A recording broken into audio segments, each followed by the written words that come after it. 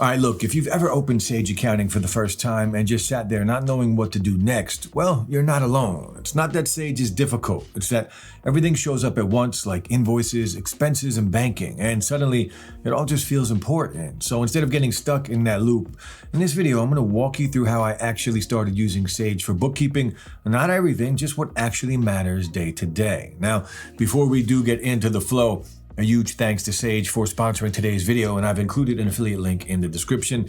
Using it earns us a commission and does help the channel, which is genuinely appreciated. It's actually the best way to check for any first 3 months free and deals that they have running, so you can test it out without the upfront cost. So by the end of this video, you'll know how to record income, track expenses, and actually see your numbers. Now, before we get into it, just quickly, the reason that I switched to Sage was simple.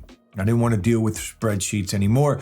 I just wanted one place where I could see income, expenses, and what's actually left in the business. And another reason was simplicity. For basic bookkeeping like this, the entry-level plan is usually enough. So you're not paying for a bunch of features that you don't actually need when you are just getting started. Now, of course, it's always best to check the latest pricing on their website since offers do change, but overall, it felt like a practical option without overcomplicating anything. Now, before we start clicking around, let me show you how this actually works. Inside of Sage, everything follows a simple flow. You create an invoice when you earn money. You get paid for it, and then you record your expenses. And after that, you match everything with your bank transactions. And finally, you check your reports to see where your business stands. And that's it. So instead of trying to understand everything at once, we're just going to follow this flow step by step. So we're going to start there because this is usually the starting point of your bookkeeping. Anytime you get paid in your business, it needs to be recorded properly. And in Sage, that process begins with creating an invoice. Now to do that, head over to the Go to the Accounting tab on the left, which drops down, select Create an Invoice. And this is basically where all your income starts inside of Sage. Once you're there, it will open up the invoice form. And this is where we can actually create the invoice. So for this example, I'm going to enter a new customer and I'll just start typing. And since they're not in the system yet, I'm going to create one. Here, I'm entering the business name as SMH Records and the contact name as Mr. Wheeler. And then I'll quickly add the email and the address details just like this and save it so I can reuse it later. Now back on the invoice, you can see the customer is selected. And right next to that, I'll set the invoice date and the due date. So in this case, I'm setting it for today with a due date. You can also add a reference if needed, like an order number. And now let's add what we're actually charging for. In the product or service section, I'm going to create a new item. So here I'll select service, and then for the item name, I'll enter something like 01. And then in the description, I'll just write needs a professional voiceover. And below that, I'll set the rate. So in this case, I'm entering $670 and I'll assign it to the sales service account. Once I save that, I can now use it directly in the invoice. Now, back to the invoice, I'll select that service, I keep the quantity as 1, and you can see Sage automatically calculates the total, which comes out to 670. No manual calculations needed, and once everything looks good, I'll scroll down, I'll leave the default notes, and click Save. Now the invoice is created, and you can see everything here. Customer details, the service, the total amount, and most importantly, the status. Right now it shows awaiting payment. Still outstanding. Now, let's say the client pays. Instead of updating anything manually, I'll just click on Record Payment. Here, I'll confirm the amount received, so 670, select the bank account where the payment came in, choose the method like card, and then save it. That's it. Now, if I go back to my invoices, you can see the status is updated to paid and the outstanding balance is now 0. And this is the important part. The moment you save that invoice, Sage records it as income in your system. So you're not just creating a bill, you're actually updating your accounts at the same time. All right, step number 2, we're going to track some money. So because recording expenses is just as important as tracking income. So to do this, head over to the Purchases tab and open Purchase Invoices, and this will open up a form. Now for Purchase Invoices, the process is very similar to what we just did with sales, just the other way around. Instead of recording money coming in, here you're recording money going out. So again, click on a new invoice in the Purchases section. For this example, I'll quickly add a supplier, Y2 Tools, just like we added a customer earlier. Now the main difference comes in with what you're recording. Here, instead of selling a service, I'm recording an expense. So I'll create a new item and enter something like 02 because 01 we have already used.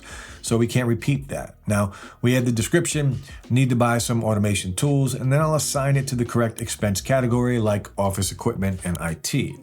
After that, it's the same flow. Enter the amount, in this case $200, and Sage calculates the total automatically. Click Save, and the purchase invoice is created. Just like before, you can see the status as awaiting payment. And once you do pay the supplier, you simply click Record Payment, confirm the details, and Sage updates it to paid. So now that we've recorded money coming in and going out, the next step is connecting it all to your actual bank activity.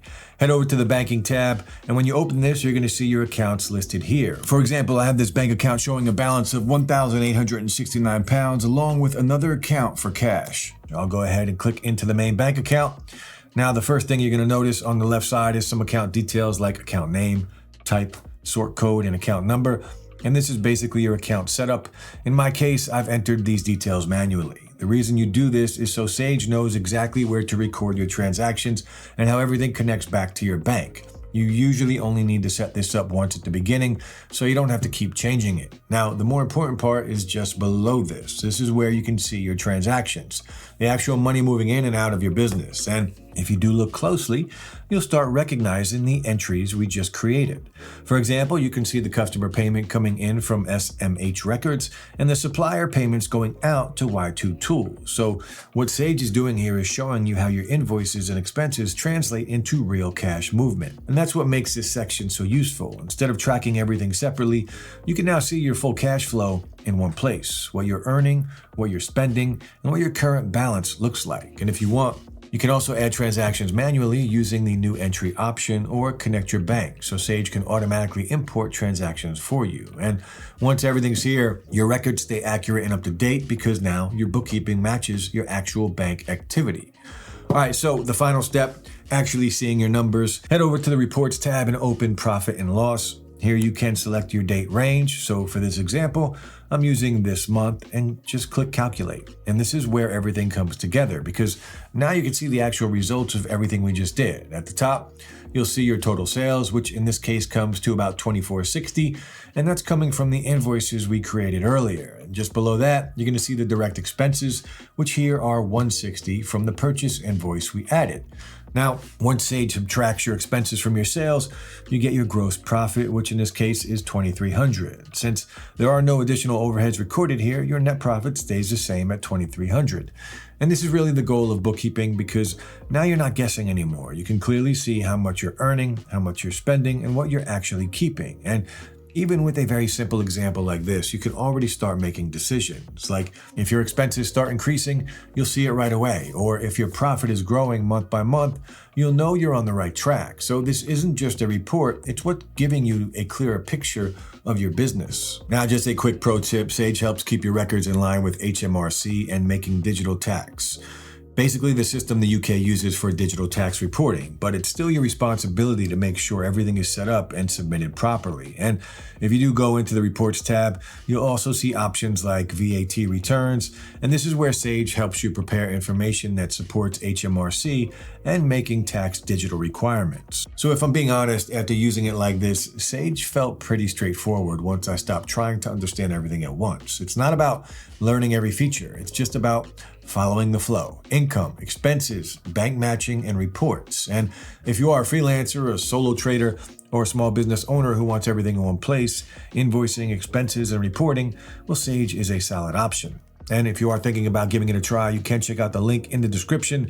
Using the affiliate link earns us a commission and helps the channel. And if you tried it already, I'd love to hear your experience. Drop it in the comments. Thanks for watching, and I'll see you in the next one.